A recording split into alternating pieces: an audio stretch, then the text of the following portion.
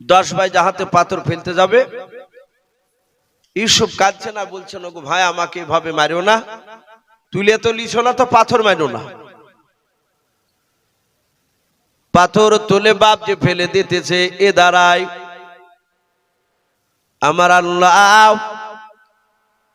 হযরত জিবরিল আলাইহিস সালামকে ডাক দিয়ে বলেন, গো জিবরিল ফেরেশতা,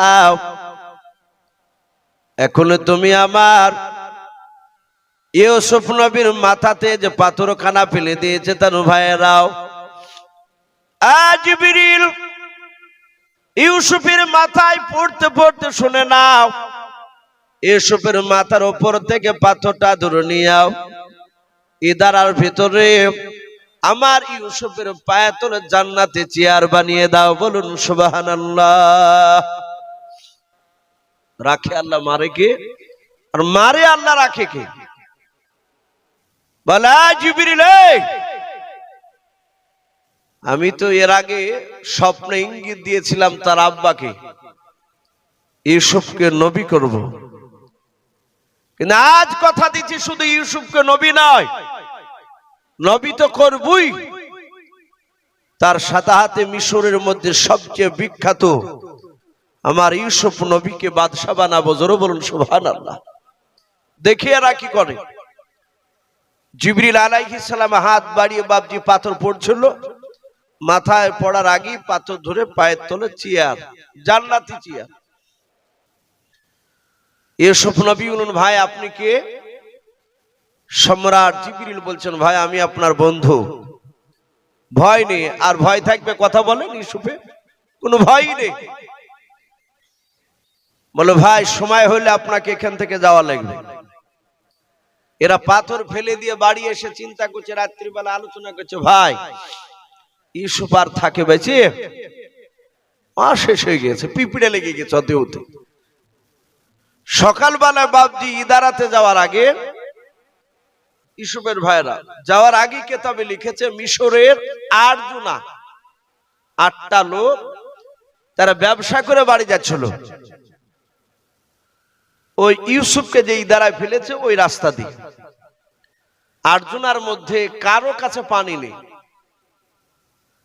কোন কোন রাবি লিখেছেন মুফাসসিরিনে কেরাম, 8 জনার মধ্যে যিনি দফাদার ছিলেন, হেড ছিলেন ওই কাফেলার, তার নাম কেতাবে লিখেছে কোন কোন কেতাবে হাররিন। কি নাম বললাম বা? হাররিন, ওই লোকটার নাম। সে বলল, ভাই আমাদের কাছে পানি না, আর আমাকে পিপাসা লেগেছে, একটু দেখো না জঙ্গলে কোনো ইদারা পাও কিনা পানি। এরা খোঁজাখুঁজি করে ওই ইদারা, যে ইদারা ইস্যু পড়ে আছে, বালতি দড়ি নামিয়েছে।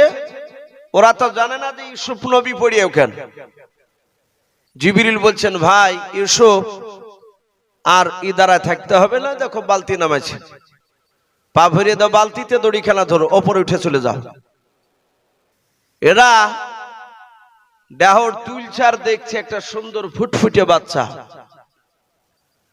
এরা যাই হোক তুলে ইদারা থেকে একটু দূরে নিয়ে গিয়ে বাপজি তারা বসেছে, আরো যে 6টা ভাই ছিল বন্ধু, তারা সবাই মিলে বাপজি ইউসুফকে মাঝখানে বসে দিয়ে শুধু চেহারা দেখছে। ওদের লাইফে এরকম চেহারা মান ছেলে দ্বিতীয় দেখেনি বাপ, এই প্রথম দেখছে। এরা ভাবছে যে মানুষ না অন্য জাতি, এত চেহারা। আর ইউসুফ টুকটুক করে ওদের সবার দিকে তাকাচ্ছে, কেউ কথা বলছে না। হঠাৎ করে ইউসুফের ভাইয়েরা এসে বাপজি ইদারা ডাকছে, ইউসুফ ইউসুফ। ও থাকলি তো উত্তর দিবে। রবিন বিলে ভাইটে বলছে, ভাই রে ইদারাই নাই রে, ওই দেখ রে ভাই, ওই দেখ ওখানে মানুষের কাছে বসে। ও দেখতে পেয়েছ না, তাকে দেখছে তো সত্যি ইউসুফই। এরা দৌড়ে চলে গেল।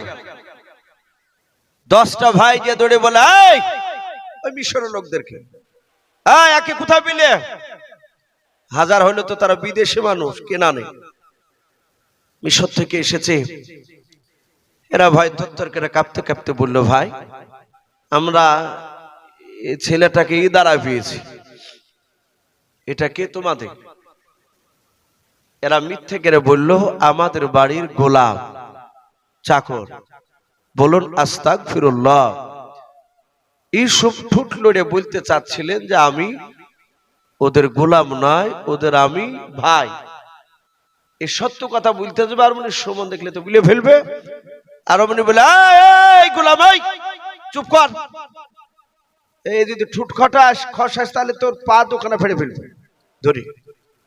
ইউসুফ দেখলে এদের দ্বারা সব সম্ভব।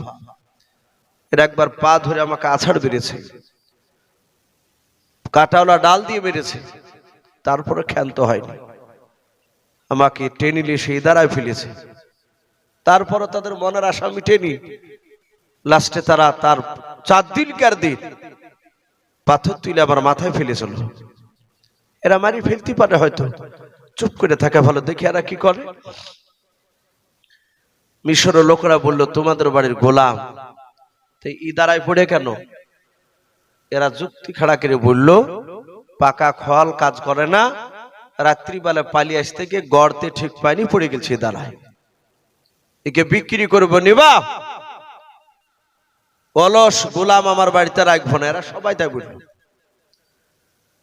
ইউসুফ দেখলো আর পরিচয় দিয়ে লাভ নাই, এদের কাছ থেকে পালাতে পারলো আমি বাঁচি, এরা যা করছে আমাকে তো মেরে ফেলবে। এরাও দেখলো এরা যা চেহারা, মিশরও তো গোলাম কেনা বেচা হয়, এই কাজ না করুক, আর ফিগারে বিক্রি হয়ে যাবে প্রচুর টাকায়। বলে ভাই কত টাকা নিবা? আমরা নিব। তো বলে তোমাদের যা হয় তাই দাও। কোরআন শরীফে বাবজি এসেছে দারাহিমা মাদুদা। যারা হাফেজ মানুষ, যারা কোরআন পড়ে, এই কোরআনের শব্দগুলো দেওয়া আছে। দারাহিমা মাদুদাত মানে চাঁদের হাম। মুফাসসিরিন কেরাম লিখেছেন 20টা টাকা বিক্রি করে দিলে। ছিল ভাই ওরা কটা? 10টা। এরা 2 টাকা করে ভাগ করে নিয়ে বলল ভাই আর চিন্তা নাই, একে কিনে নিয়ে চলে গেল, গোলাম বানিয়ে দিয়েছি। মিশরে যে বিক্রি হবে এরা বিক্রি করবো বলল। যে নিবে তাই সে তো নিয়ে আর পায়ে ধূপ দিবে না, এর পায়ে পানি ঢালবে না, ওকে হাড় ভাঙা পরিশ্রম করতে হবে। ওই জায়গায় যে ও খাটতে খাটতে শেষ হয়ে যাবে, ও আর এখানে আমাদের মিশরে জীবন আসতে পারবে না কেনান আব্বার কাছে। কিন্তু ওর বাপ কাঁদে, ইয়াকুব নবী কান্না বন্ধ করেনি। মিশরের লোকেরা ইউসুফ নবী আলাইহিস সালামকে কেনান থেকে বাপ জাহাজ দোকানা ধরে হেঁটে হেঁটে নিয়ে যাচ্ছে। আর জুনায় তারা ঘুরে ঘুরে ইউসুফের বাবা চেহারা খানা দেখে, একবারও বাবা তার নাম জিজ্ঞাসা করে নাই। হযরত ইউসুফকে কেনান শহর থেকে বাবা মিশর শহরে নিয়ে গেল। বাবা একটিবারও জিজ্ঞাসা করলো না বাবা তোমার নাম কি? এখন আপনাদের প্রশ্ন হতে পারে একই করে হতে পারে, এতটা লম্বা রাস্তা নিয়ে গেল, তার নামটা একবারও জিজ্ঞাসা করলো না। মিশরের লোকেরা কোন গোলামকে বাবা তার নাম জিজ্ঞাসা করতো না। ওদের সে সময়কার আইন ছিল কোন গোলামকে যদি কেউ যদি বাপজি নাম জিজ্ঞাসা করে, যারা করবে তাদের সম্মানের হানি হবে, মর্যাদা কমে যাবে। এইভাবে বাপজি কেউ জিজ্ঞাসা করে না, সবাই গোলাম বলে ডাকে। মিশরে বাবা যেখানে মানুষ কিনা বেচা হয় সেখানে নিয়ে গেল।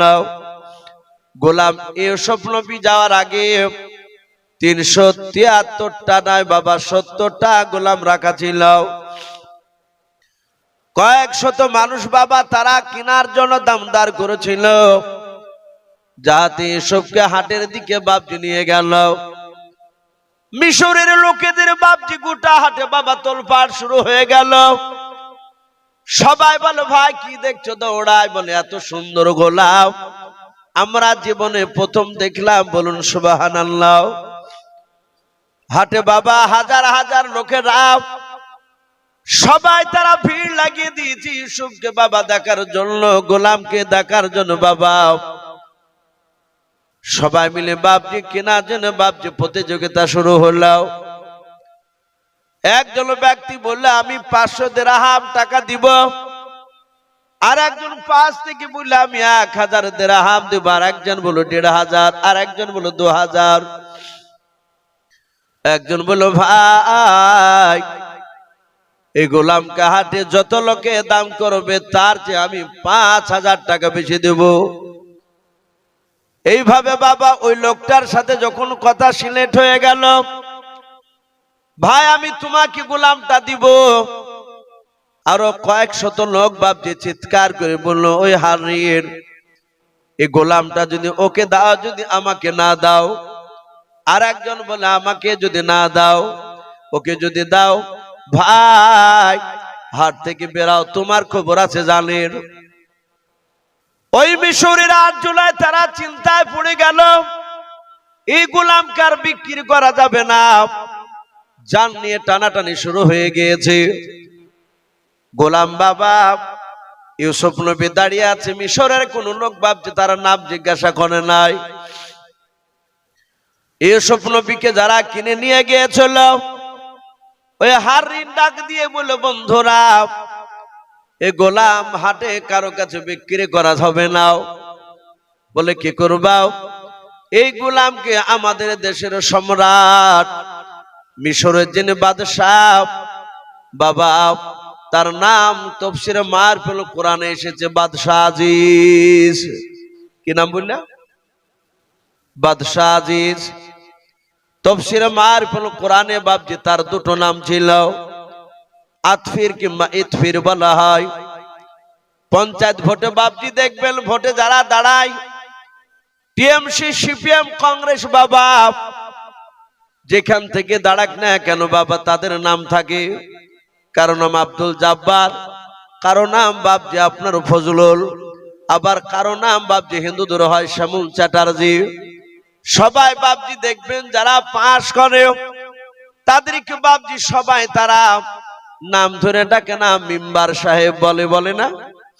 ও বাপজি ভাইরা, মিশরে তখনকার একটা উপাধি ছিল, মিশরের বুকে যারা ব্যবসা করে নয় বাবা, যারা বাদশাহ হয় ওই দেশে, তাদের নাম যাই থাকুক না কেন, লোকেরা সবাই তারা তাকে মিশরের আজিজ বলে বাপজি ডাকে।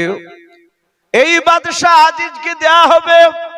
একটা যুবক ছেলে দৌড়াতে লাগলো, বলে, যাও আজিজকে ডেকে নিয়ে এসো, গোলাম আজিজের হাতে দেওয়া যাবে, নাহলে পাবলিকের হাতে দিলে আমাদেরকে বেঁচে রাখবে না। গোলামটা বাপজি যুবকটা দৌড়ে গেল। দৌড়ে যাওয়ার পর বাদশাহ আজিজকে বলে, বাদশাহ নামদার, আপনার হাটে এমন একটা গোলাম উঠেছে সুন্দর। বলে, কোথায়? বলে, ওই হাটে। ওগো বাদশাহ,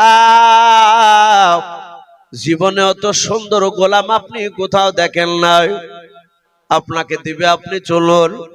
বাদশাহ আজিজ আগে আগে দৌড়ায়, ওই যুবক ছেলেটা তার পেছন পেছন যায়। বাদশাহ আজিজ গোলামটা ইউসুফের কাছে যাওয়ার পর বাবা পা থেকে মাথা পর্যন্ত একেবারে ফেলফাল করে তাকিয়ে আছে।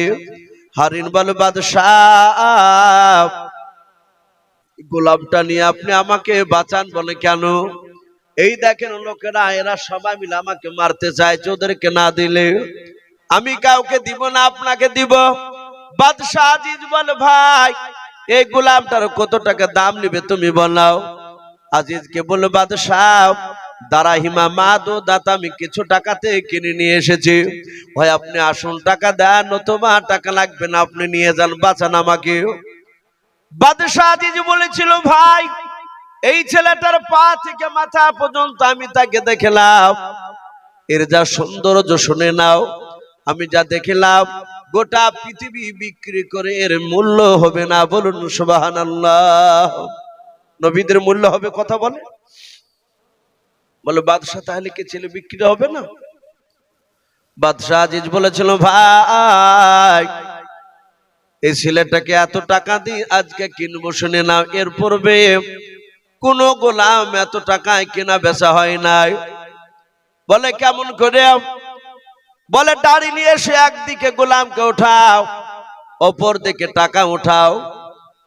ইউসুফের বাবা ওজন বরাবর টাকা দিয়ে দিল ওদেরকে। ইউসুফ নবী দেখলেন এত টাকা দিয়ে কিনে নিয়ে যাচ্ছে আমাকে। বাদশাহ আজিজ আমাকে একটি বেলা আমাকে আরাম করতে দেবে না, কাজ করে নেবে সব সময়।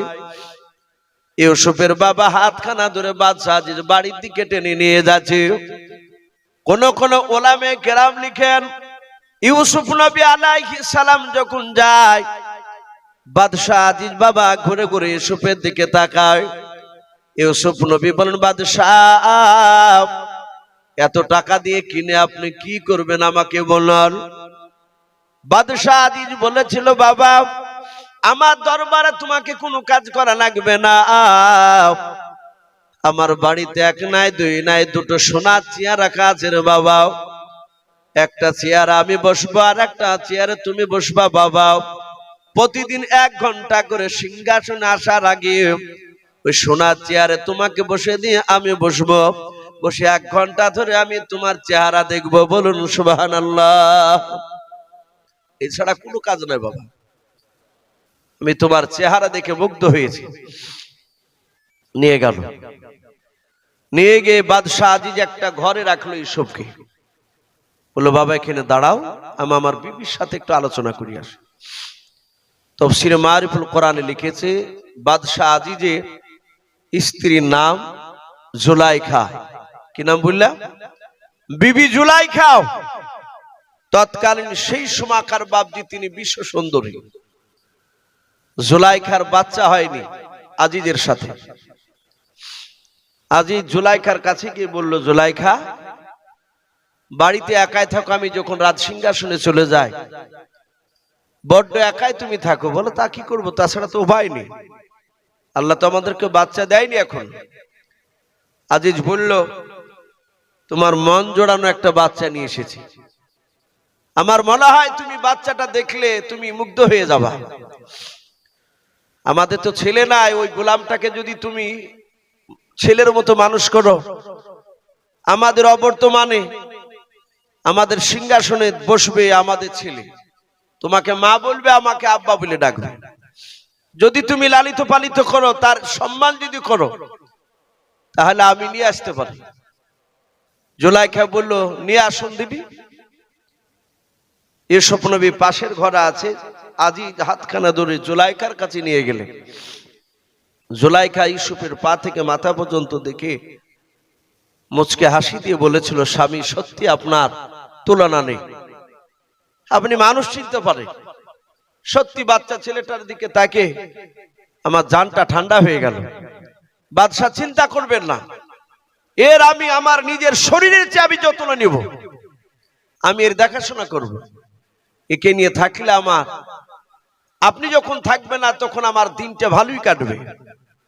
আজিজ বলে, তাহলে আমি চিন্তিত আর থাকবো না, আমি চিন্তা মুক্ত হইলাম। বলে, অসুবিধা নেই বাবজি, অনেক লম্বা ঘটনা আছে, একটু মোটামুটি বলি। ইউসুফ নবীকে বাবজি সে খাওয়ায়, শরীরে জামা পরায়, গা ধুয়ে দেয়, সব নিজে হাদিয়া। আর ইউসুফ নবী এত চেহারাও তার কোনো খুঁত ছিল না বাবজি, তার গঠনই।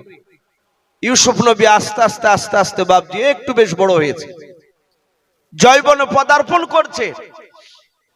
জুলাইখা ইউসুফের বাবজি তার ভঙ্গিমা দেখে, তার শরীরের গঠন দেখে, তার কথাবার্তা চেহারা দেখে জুলাইখা ইউসুফের প্রেমে পড়ে গিয়েছে। অনেকে বলে যে জুলাইখার প্রেমে ইউসুফ পাগল, না, ইউসুফ প্রেমে পড়েনি, জুলাইখা ইউসুফের প্রেমে পড়েছে।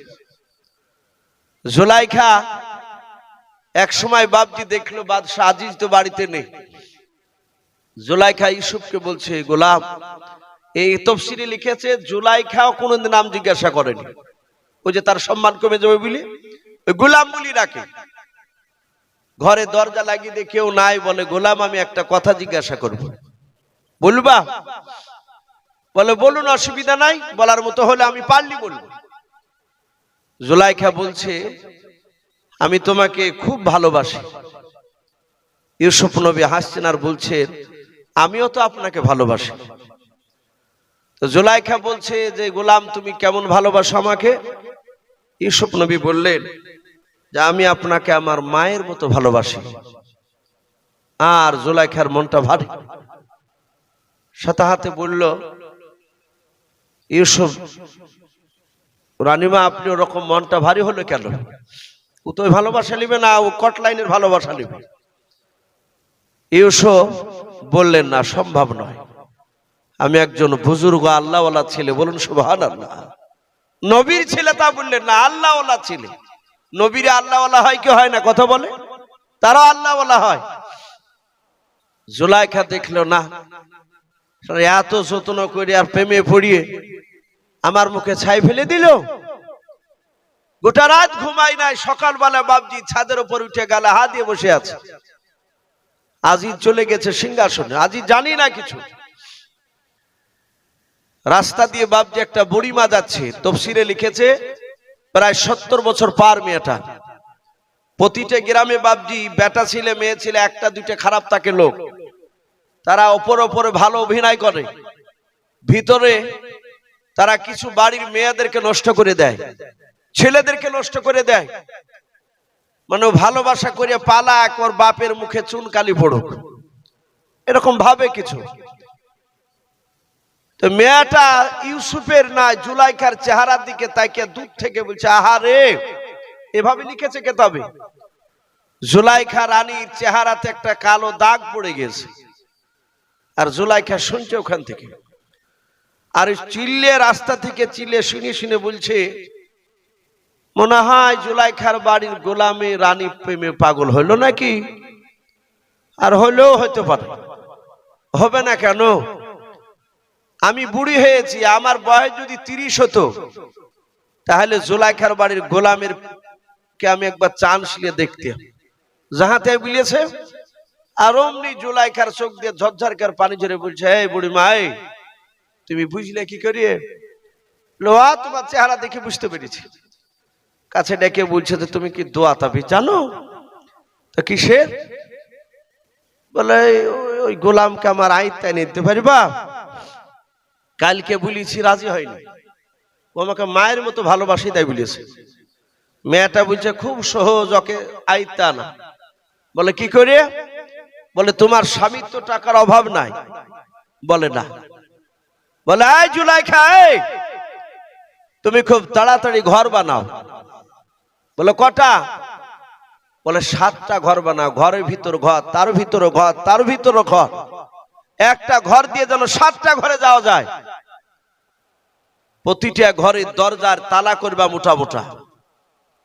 শোনো, লাস্টে যে 7 নাম্বার তালা ঘর করবা, ওই ঘরের দেওয়ালে, ছাদে, নিচে, চারিদিকে তুমি অর্ধেকটা নারী আর পুরুষের উলঙ্গা ছবি আঁকে রাখবা। ওখানে নিয়ে গিয়ে তোমাকে আর মুখ দিয়ে বলতে হবে না। তো ওই গোলাম ওখানে ছবি দেখে বুঝতে পারবে কেন ডেকেছো। রানী জুলাইখা বাদশাহ আজিজকে বলে বাবজি তাই করলো, মোটা তালা বানিয়েছে। ইউসুফ নবী আলাইহিস সালামকে বাবজি নিরিবিলি জায়গায় দেখলো, আজিজ নাই, রাজ দরবারে গিয়েছে। জুলাইখা ইউসুফকে বলল, গোলাম একটু চলো আমার সঙ্গে। প্রথম ঘরে যাহাতে ঢুকলেন, তালা মেরে চাবি জুলাইখার হাতে। ইউসুফ বলছেন, রানীমা, আমাকে ভরছে না, তালা বাঁধছেন কেন? বলে 7 নাম্বার ঘরে নিয়ে গিয়ে কথা বলবো, কেউ যেন যেতে না পারে, খুব গুরুত্বপূর্ণ কথা বলবো।